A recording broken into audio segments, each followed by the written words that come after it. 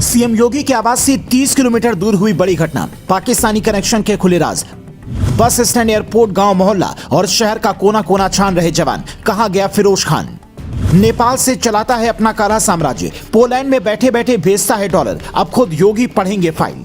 तारीख 2 जनवरी 2024। जगह सीएम आवास, लखनऊ से 30 किलोमीटर दूर। मलिहाबाद के एक मकान के बाहर 4 लोग थौर गाड़ी से उतरते हैं और वो करते हैं जो कभी किसी ने सोचा भी नहीं था। अपने ही चाचा, ससुर और एक महिला और एक बेटे को दुनिया से रुखसत कर 9-2-11 हो जाते हैं। पुलिस पहुंचती है, जांच करती है तो पता चलता है कि इसका असली मास्टरमाइंड 70 साल का ललन उर्फ फिरोज खान है, जिसकी उम्र में कई लोग ठीक से चल भी नहीं पाते हैं। उस उम्र में ये खुद आकर ऐसे कारनामों को अंजाम देता है। पुलिस का माथा तब और ज्यादा ठनक जाता है जब पता चलता है कि इसका नेपाल, पाकिस्तान और पोलैंड से गहरा कनेक्शन है। फाइल में कई ऐसी बातें लिखी थी जिसे पढ़कर खुद अधिकारी भी सन्न रह गए। 70 साल का ललन खुद को गब्बर कहलवाना पसंद करता था।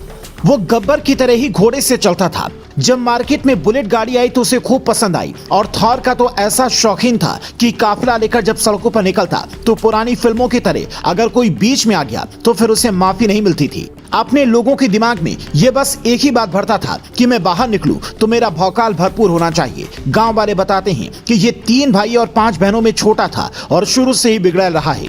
जिस काकोरी की कहानी हम और आप इतिहास में पढ़ते आए हैं, उस काकोरी में उसने ईंट भट्टे में जो किया उसे सुनकर आज भी लोगों के चेहरे का भाव बदल जाता है। कुल 18 मामले इसके खिलाफ पुलिस थाने में दर्ज हैं और ना जाने कितने ऐसे होंगे जो थाने पहुंच भी नहीं पाए होंगे। पर अब सबका हिसाब योगी की पुलिस लेगी, क्योंकि इसकी तलाश हर बस स्टैंड, एयरपोर्ट और गांव मोहल्ले के साथ साथ शहर के कोने कोने में हो रही है। पुलिस को शक है कि ये नेपाल भाग गया होगा, क्योंकि वहां इसके कई ठिकाने हैं। 3 बेटों में से एक छोटा बेटा फराज इसके साथ ही नेपाल में रहता है, जबकि बाकी के 2 बड़े बेटे पोलैंड में सेटल हैं। वहां रहकर कोई खास पढ़ाई नहीं कर रहे हैं, बल्कि पिटबुल जैसे प्रतिबंधित डॉग नेपाल के रास्ते हिंदुस्तान भेजते हैं ताकि उनका बाप यहां पर उन्हें महंगे दामों पर बेचकर करोड़ों की संपत्ति इकट्ठा कर सके। हालांकि ललन के करीबी कहते हैं कि इसके शौक बाकियों से थोड़े अलग हैं। ये कबूतरबाजी का शौकीन है।